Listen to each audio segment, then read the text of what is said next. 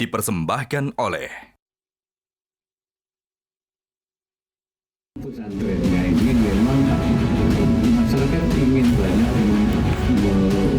membesarkan mengikut, tapi memang ada pertimbangan bahwa di situ banyak santri yang cukup besar ya, berapa jumlahnya itu, dan ini perlu dibina. Baik pemirsa, kami lanjutkan kembali. Prof Yon, kita sudah di segmen terakhir. Pertanyaan kan orang-orang bertanya ya, Al Zaitun sebaiknya dibina atau dalam tanda kutip dibinasakan? Iya tentu karena di situ itu banyak santri, banyak siswa, banyak mahasiswa gitu ya. Kita tidak serta-merta kemudian membinasakan. Karena bagaimanapun anak-anak bangsa ini kan punya hak konstitusi. Nah, karena itu mungkin yang tepat itu adalah bagaimana menata ulang. Membina, kemudian yang salah-salah itu kita buang gitu kan. Termasuk misalnya mohon maaf kalau terbukti Panji Gumilang salah ya sudah harus keluar dan diproses hukum. Kemudian yang kedua guru-gurunya, kalau misalnya tadi terbukti juga gurunya ikut, ya kita proses juga gitu. Minta kepada polisi untuk memproses dan seterusnya gitu. Nah, kemudian yang ketiga tentu terkait dengan pesantrennya, karena kita punya undang-undang pesantren misalnya kita cek. Ya. Ini arkanul mahadnya masih memenuhi enggak gitu.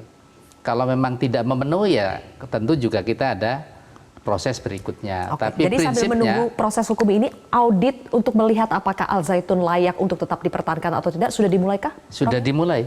Sudah dimulai. Jadi tadi kan kita melihat kurikulumnya. Ya. Tapi ternyata dari permukaan dan juga kesaksian Mas Iksan ini kan bahwa kurikulumnya itu biasa saja gitu. Dan itu yang kemudian menyebabkan para asesor memberikan penilaian yang standar. Oke. Itu. Tapi prinsip bahwa kami Kementerian Agama tentu tidak boleh mendolimi gitu ya hak-hak santri ini, hak siswa dan mahasiswa ini, sehingga kemudian mereka tidak punya kesempatan untuk belajar. Oke. Berarti gitu. Kalau nanti ini akan ada pembinaan, pengambil alihan. Dari Panji Gumilang itu akan sepenuhnya menjadi tanggung jawab Kemenak?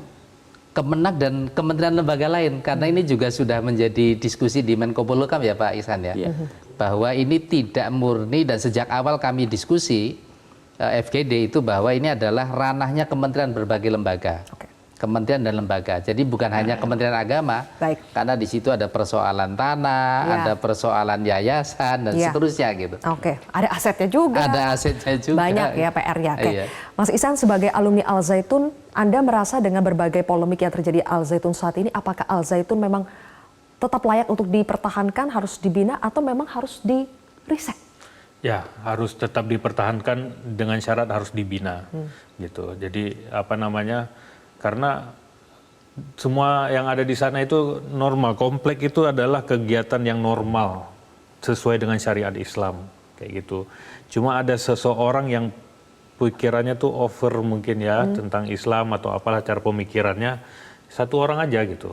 Yang satu orang saja padahal tidak adakah orang lain di Al Zaitun yang bisa mengendalikan Panji Gumilang ini?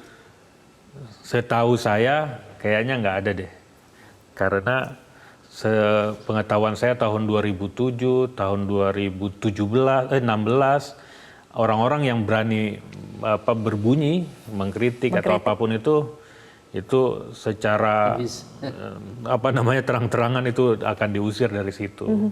Jadi otoriter lah kayak gitu, nggak ada demokrasinya di sana. Gitu. Jadi memang seotoriter itu ya, sehingga kalau ada yang mengkritik musnahkan gitu ya, usir gitu ya. Oke, tapi menurut Anda tetap layak untuk dipertahankan. Pak Arsul, jadi ditutup atau dibina ini? Saya kira saya sepakat dengan Prof Yon, Mas Ihsan ya. Jadi yang harus kita selesaikan secara hukum itu adalah orangnya ya.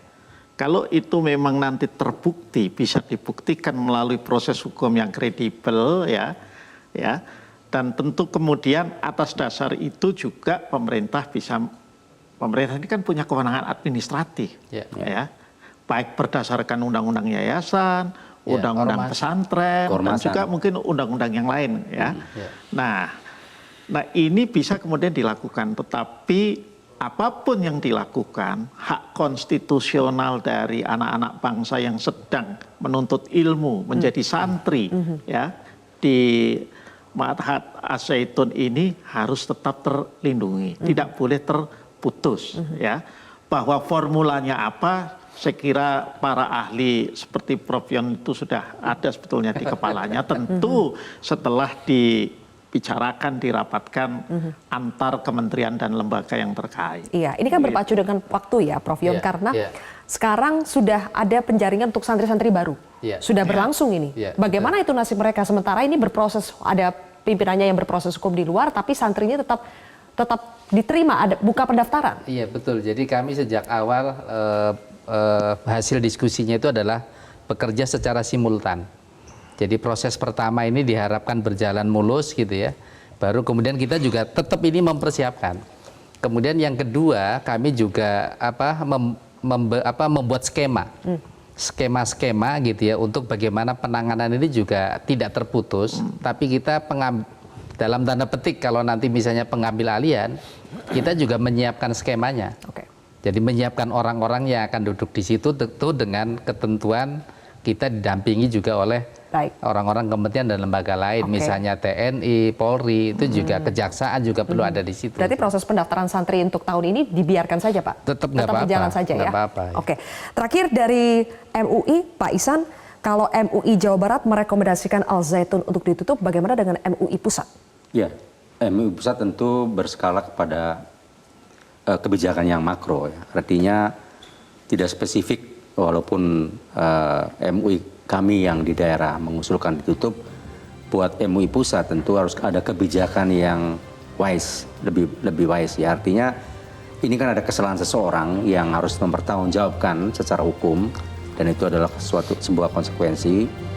Tetapi ada juga santri dan guru, ada ustadz dan seterusnya yang harus juga mendapatkan tadi hak konstitusinya untuk mendapatkan pengajaran, mendapatkan pendapatan ya atau hak hidup.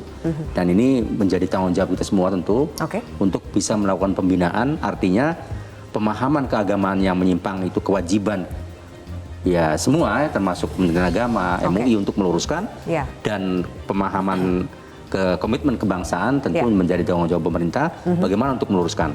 Contoh saja di sini bisa dilakukan. Ada 3 ihsan yang bisa berkumpul di Metro TV. Nah ini kan bisa nih. Karena ada komitmen yang sama. Nah itu. Berarti MUI yakin masih bisa dibina ya untuk Al-Zaitun. Baik. Terima kasih Bapak-bapak, sayang sekali waktu kita sudah habis, tapi terima kasih sudah berbagi bersama kami di Kontroversi. Pemirsa, demikianlah akhir dari Kontroversi. Saya Zilvia Iskandar pamit undur diri. Sampai jumpa.